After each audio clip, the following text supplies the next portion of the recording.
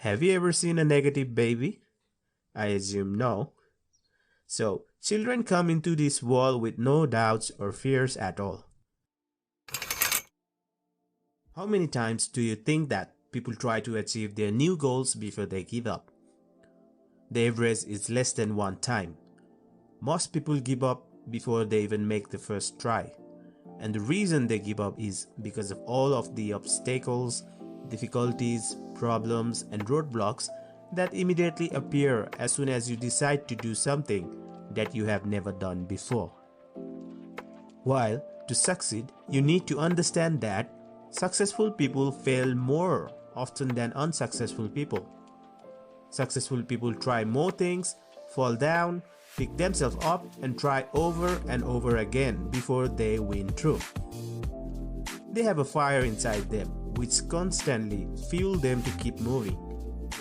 Unsuccessful people, on the other hand, try a few things, and even if they try at all, they very soon quit and go back to what they were doing before. You should expect to fail and fall short many times before you achieve your goals.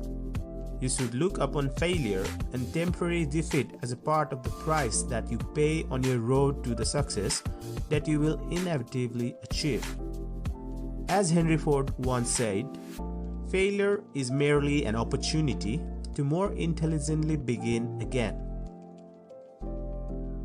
Once you have decided upon your goal, ask yourself, why am I not there already? What is holding me back?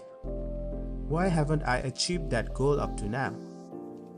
Identify all the obstacles that stand between you and your goal. Write down every single thing that you can think of that might be blocking you or slowing you down from moving ahead. Remember, you become what you think about most of the time. So, in the area of problems and difficulties, successful people have a particular way of thinking that we call solution orientation. Successful people think about solutions most of the time. Unsuccessful people focus on problems and difficulties most of the times. Solution-oriented people, on the other hand, simply ask the question, how can I solve this? And then take action to deal with the problem. So ask yourself, what is it in me that is holding me back? Look deep within yourself and identify the key constraints in your personality, skills, abilities, habits, education, or experience that might be holding you back from achieving the goals that you have set for yourself. Ask the brutal questions. Be completely honest with yourself. The primary obstacles between you and your goals are usually mental. They are psychological and emotional in character. They are within yourself rather than within the situation around you. And it is with these mental obstacles that you must begin if you want to achieve everything that is possible for you. The two major obstacles to success and achievement of your goals are fear and doubt. It is first of all the fears of failure, loss, embarrassment, or rejection that holds the average person back from trying in the first place. This is why the average number of times that a person tries with a new goal is less than one. As soon as he thinks of the goal, these fears overwhelm him, and like a bucket of water on a small fire, extinguishes his desire completely. The second mental obstacle, closely aligned to fear, is that of self-doubt. We doubt our own abilities. We compare ourselves unfavorably to others and think that others are somehow better, smarter, and more competent than we are. We think, I'm not good enough. We feel inadequate and inferior to the challenge of achieving the great goals that we so much want to accomplish. Fortunately, if there is anything good about doubt and fear, it is that they are both learned emotions. Have you ever seen a negative baby? I assume no. So, children come into this world with no doubts or fears at all. And whatever has been learned can be unlearned through practice and repetition. The primary antidotes to doubt and fear are courage and confidence. The higher your level of courage and confidence, the lower will be your levels of fear and doubt, and the less effect these negative emotions will have on your performance and behavior. Now you might be thinking, so how do we develop courage and confidence? The key to develop courage and confidence is with knowledge and skill. Most fear and doubt arises out of ignorance and feeling of inadequacy of some kind.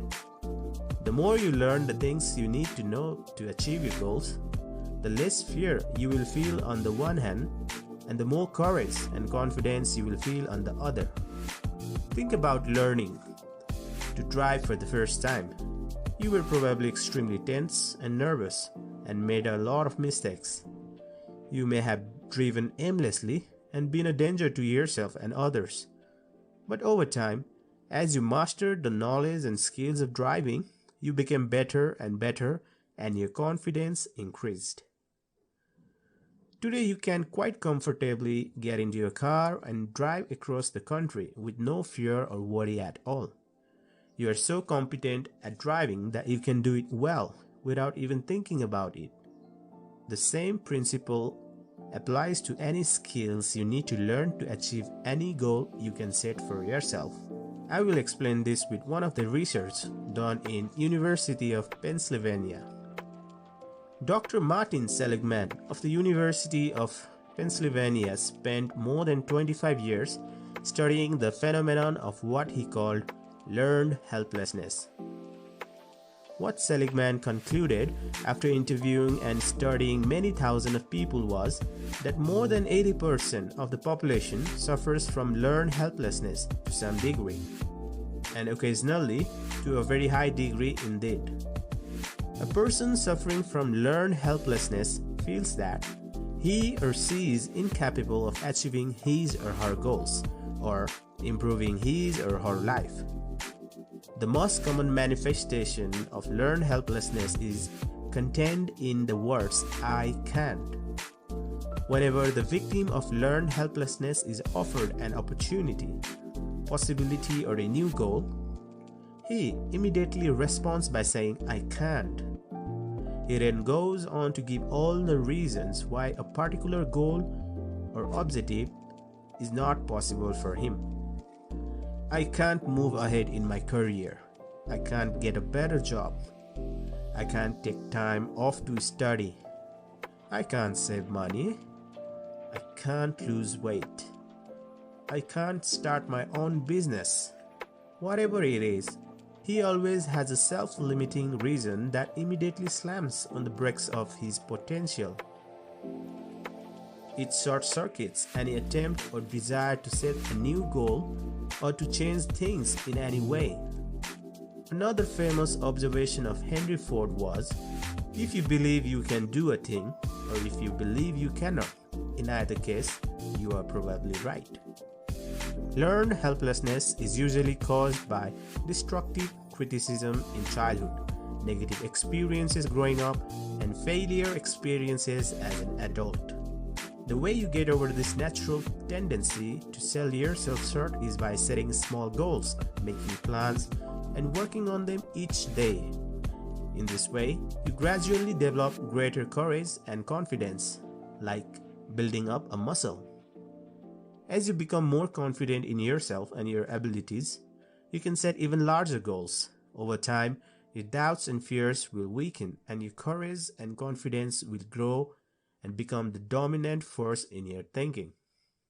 Eventually, with a record of successes behind you, it won't be long before you become unstoppable.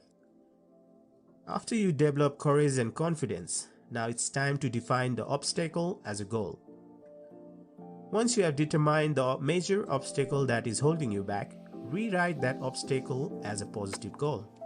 For example, you could say, my goal is to continually upgrade my skills and abilities so that I am in the top 10% of money earners in my field. You then make a list of all the things that you could do to upgrade your knowledge and skills, improve your time management, increase your efficiency and effectiveness. You set deadlines and measure next to each step in your strategy to achieve excellence in your field. You then select one key task and take action on it immediately. From then on, you hold your own feet to the fire. You become your own taskmaster. You discipline and drive yourself to do the things that you need to do to become the kind of person you needed to become in order to achieve the goals that you have set for yourself. This exercise of setting a clear, written goal to remove that obstacle puts you back in control of your own life. By following through on your resolution, you're virtually guaranteed your ultimate success and the achievement of almost any goal you can set for yourself. Once your problem or obstacle is clear to you, ideas, opportunities, and answers will come to you from various sources. You will begin to attract in your life all kinds of resources that will help you to overcome the obstacles or difficulty, either within yourself or within the situation around you, and move you more rapidly toward your goal. You will face a lot of problems in achieving your goal, but you need to remember and know that almost every problem can be solved. Do you remember the old poem?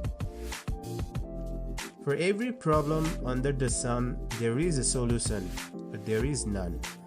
If there is solution, go and find it. If there isn't, never mind it. Thank you very much, guys. If you find this video helpful, please hit the like button and do share this with your friend circles. And also, if you are new to this channel, please hit the subscribe button to stay connected with the Fynest.